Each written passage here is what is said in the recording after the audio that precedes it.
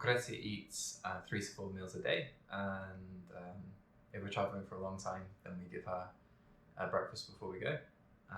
If we're on the road for longer than 3 or 4 hours, then we always have a sachet with us that we can give her in the back of the car, much the same as if we're traveling or mountain climbing, right? So she always has something to eat, and she doesn't get sick in the car. We've never gone anywhere with a camper or a caravan. We've been thinking about it recently, but we're not really sure how safe it would be while traveling with her. They kind of seem to heat up quite quickly, and we're not really sure she'll be able to stay on her own in one anyway, especially if we wanted to go to a museum. Not that we really want to, but or if we're just going to the city in general. So we aren't ruling it out. However, well, let's just say the price of one is making us reconsider. Dogs don't scare us. Dogs are usually kind of freaked out by her more than the other way around.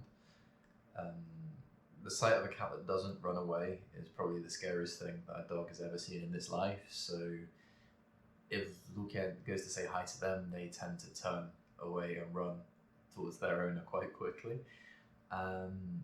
If we see a dog that isn't on the lead, then we just ask the owner to at least temporarily put her on him or her on a lead, and we've never had a problem. So Lucrezia normally goes outside, much like a dog, or she'll wait until we're in the hotel room where she can go in the usual place. If she wants something while she's in the car, then she'll tell us. She'll meow about it quite a lot, and that way we know that she needs to go. For a cat's passport, it's necessary to get a vaccine against rabies, and that's it really. Other than all the normal standard cat injections that you'll have, there are no other special requirements that we know of. It might depend on the country you're going to, right? But we don't vaccinate her against leukemia, for example.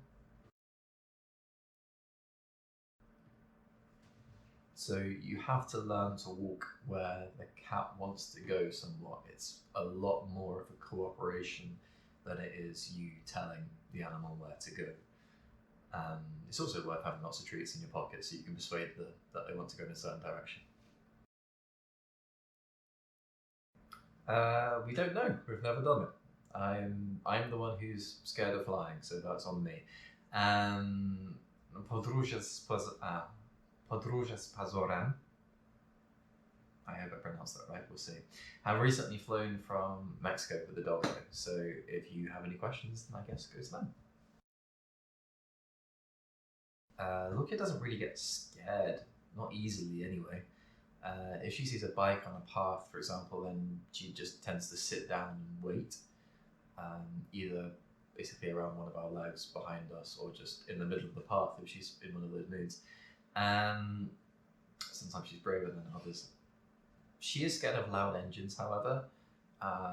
We had one situation when we were in Italy when someone had a drone on the floor for a wedding photo shoot, and then seemed to almost wait for Lucia to get close and then lift the drone up in the air, and she got incredibly scared by that. So that isn't one to repeat again. But we tend to try to go into the city outside of normal people hours, shall we say. So the picture that we took in Warsaw was on a Sunday morning, and it was really early, so there was hardly anyone around. First, we have to start from walks, just not driving anywhere, just walks outside, outside your flat if you have a kind of outside communal area, or if you're lucky enough a garden. And then we slowly go from that to car trips, the end of the walk, and slowly extending the length of the car trip that you go on. You can use things like Fellaway as well. It tends to help for us quite a lot, but not that she really needs it, but she tends to like it quite a lot, and obviously depends on your cat and their reaction to it. If you are just going to the vet by car, and it's the only thing you do by car, And then the reason they didn't want to get in the car is because of association, right? So we had a time where we were constantly just going to the vet and back, and that pretty much every time she went in the car was that, and then she started to not really want to go in the car, and then once we started going out places again, then she was okay.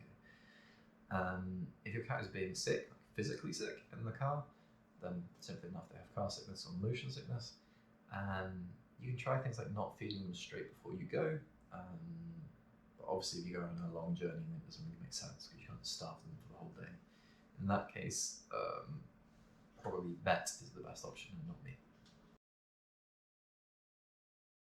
So we started when she was just 4 months old, and we got her at 3 months, so we started pretty quick.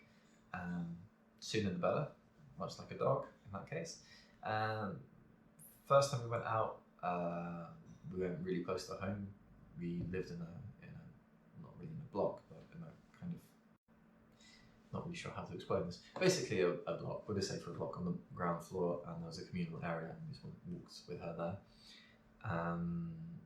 We always have lots of treats with us as well, obviously, as anyone who's walked with a dog will know helps. We taught her to come, in terms of teaching her to come to us, then you teach these things at home first, and then you take them to the outside world. The only thing I guess you could say is if they're distracted, then it's harder, but if they're not distracted, then it's really easy. So it's just about constantly doing the same thing, over and over and over, and they'll get it. Well, where does anyone get the idea to travel with a dog or a child, or even a husband or a wife or a partner? To be honest, we like to travel and we love cats, so it seemed like a match made in heaven for us, really. If Lucrezia hadn't liked trips, then we would have gone for shorter adventures just ourselves, me and my wife, and we would have left Lucia at home, either with a pet sitter or a friend or something like this. But we would only gone for like a weekend, and probably nowhere near as often as we go now. So thankfully, she's travelled with us for 3 years now, over 3 years, and no complaints. Yeah, usually we plan the route so we take a break every couple of hours or every few hours.